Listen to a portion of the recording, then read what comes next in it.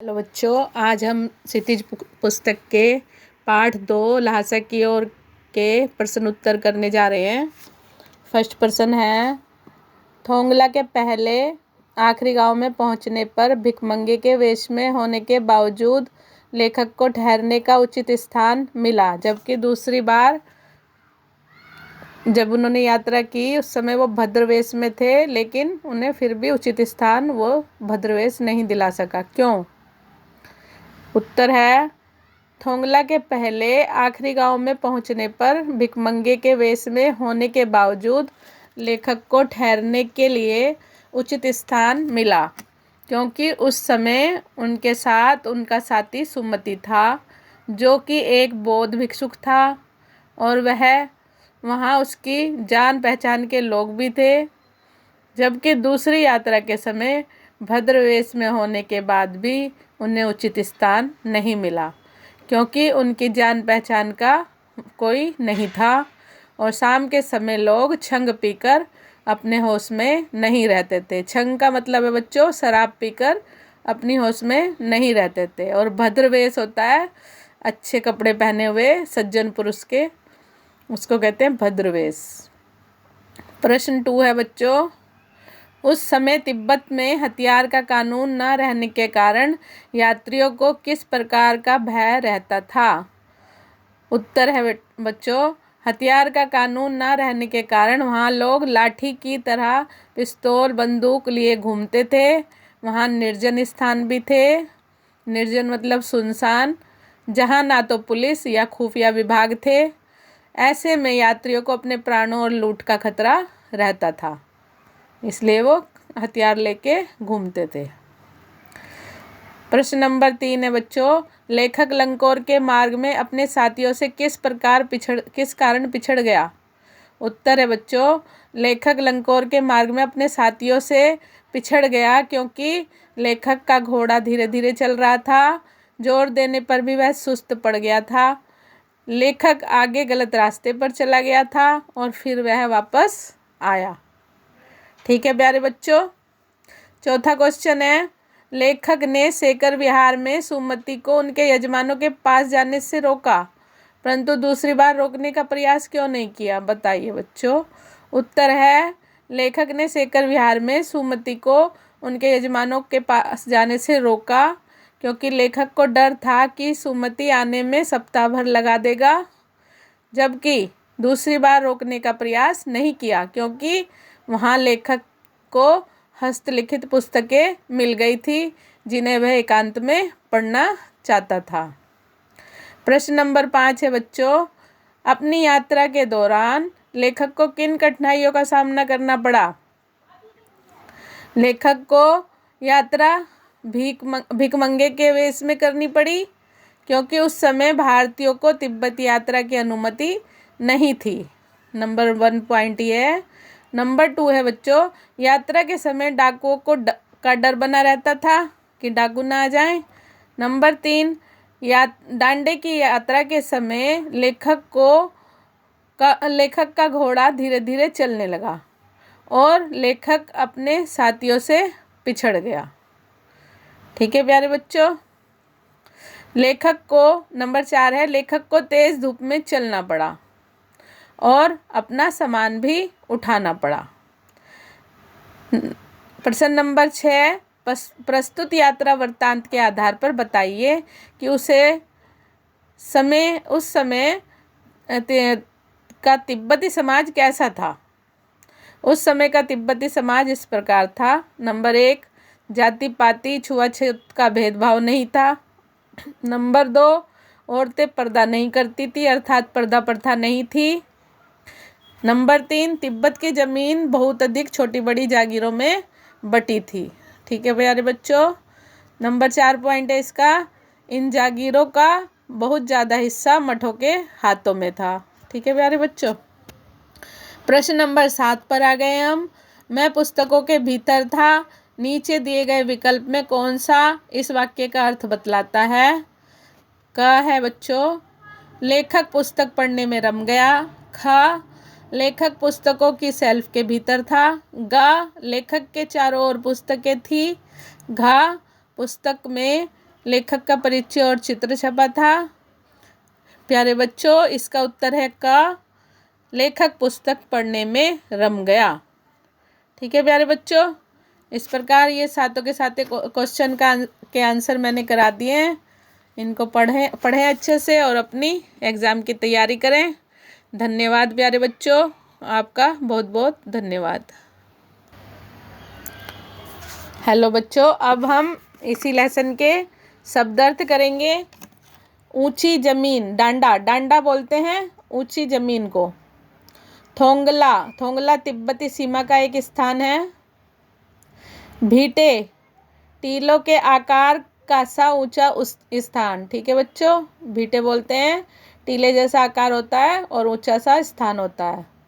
कंडे, कंडे होते हैं बच्चों गाय भैंसों के गोबर से बने उपले जो ईंधन में के काम आते हैं। सत्तू, सत्तू होता है भुना हुआ अन्न, जैसे जौ और चने को भूनकर उसका आटा तैयार किया जाता है, उसको सत्तू बोलते हैं। सत्तू हम खाते भी हैं नाश्ते में, और सत्तू से लिट्टी वगैरह बनती है। थुक्पा, थुक्पा होता है सत्तू या चावल के साथ बनाया जाता है। मूली, हड्डी और मांस के साथ पतली लेई जैसे की तरह पकाया गया खाद्य पदार्थ है एक तिब्बत का, उसको कहते हैं थुक्पा। गंडा, गंडा होता है बच्चों मंत्र पढ़कर गांठ लगाया हुआ धागा या कपड़ा। बोलते हैं ना कि इसने ताबीज पहना हुआ है, उसी प्रकार गंडा बोला जाता है इस चीज़ को। चीरी, चीरी मतलब फाड़ी हुई कोई चीज़, किसी वस्तु को चीरते हैं हम, कोई कपड़ा या चुन्नी साड़ी वगैरह को, तो उसको क्या बोलते हैं, फाड़ी हुई कत्तर यानी कि। भरिया, भरिया होता है भारवाहक यानी बोझा ढोने वाला व्यक्ति। पहाड़ों में जैसे उतरने चढ़ने में परेशानी होती है तो भारवाहक को सामान दे दिया जाता है या घोड़ों पर सामान लाद दिया जाता है, उसको कहते हैं भारवाहक। घोड़े वाले को भरिया कहा जाता है, भरिया या भारवाहक। सुमति, सुमति कौन था? लेखक को यात्रा के दौरान मिला मंगोल भिक्षु था जिसका नाम लोब्जसेक था, जिसका अर्थ है सुमति। लोब्जसेक का अर्थ है सुमति यानी अच्छी बुद्धि, प्रज्ञ व्यक्ति मतलब। अतः सुविधा के लिए लेखक ने उसे सुमति नाम से पुकारा। दोनों चीटे, दोनों चीटे मतलब जैनम गांव के पास पुल से नदी पार करने के लिए जॉनपिंग यानी मजिस्ट्रेट के हाथ की लिखी लम्हिक यानी राहदारी जो लेखक ने अपने मंगोल दोस्त के माध्यम से प्राप्त की थी। उस पर्ची से ही लेखक जो है घूमने गया था वहाँ पर थोंगला में, तो दोनों चीटें लेके गया था। वो चीटें मतलब पर्ची, एक जो मजिस्ट्रेट के हाथ से लिखी हुई थी वो उसको उसके मंगोल दोस्त यानी सुमति ने दी थी। दोनी कवस्तो, दोनों कवस्तो क्या है बच्चों? स्पेनिश उपन्यासकार है सार्वतेज। 17वीं शताब्दी के उपन्यास डॉन क्विक्सोट का नायक जो घोड़े पर चलता था, उसका नाम था दोनिक कवस्तो। ठीक है प्यारे बच्चों, ये हो गए आपके शब्दार्थ। हेलो प्यारे बच्चों, अब हम इसी में राहुल शंकरतायन जी की जीवनी को देख लेते हैं। राहुल शंकरतायन जी का जन्म 1893 में उनकी ननिहाल गांव पंधा जिला आजमगढ़ उत्तर प्रदेश में हुआ। उनका पैतृक गांव कनेला था। उनका मूल नाम केदारनाथ पांडे था। उनकी शिक्षा काशी, आगरा और लाहौर में हुई थी। सन 1930 में उन्होंने श्रीलंका जाकर बौद्ध धर्म ग्रहण कर लिया और तब से उनका नाम राहुल शंकरतायन हो गया।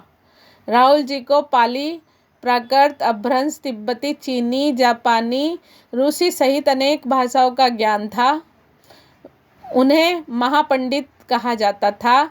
सन 1963 में उनका देहांत हो गया बच्चों। राहुल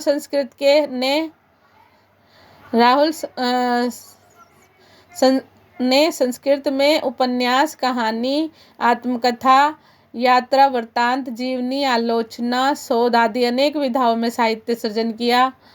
इतना ही नहीं, उन्होंने अनेक ग्रंथों का हिंदी में अनुवाद भी किया।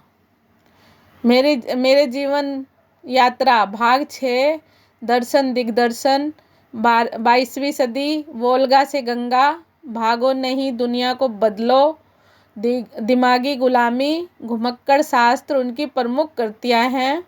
साहित्य के अलावा दर्शन, राजनीतिक, धर्म, इतिहास, विज्ञान और विभिन्न विषयों पर राहुल जी द्वारा रचित पुस्तकों की संख्या लगभग 150 है। राहुल जी ने बहुत सी लुप्त सामग्रियों का भी उद्धार किया है, करके अत्यंत महत्वपूर्ण कार्य किया। यात्रा वर्त लेखन में राहुल जी का स्थान अन्यतम है। उन्होंने घुमक्कड़ी का शास्त्र रचा और उसमें होने वाले लाभों का विस्तार से वर्णन करते हुए मंजिल के स्थान पर यात्रा को ही घुमक्कड़ का उद्देश्य बताया। घुमक्कड़ी से मनोरंजन, ज्ञानवर्धन, अज्ञात स्थलों की जानकारी के साथ साथ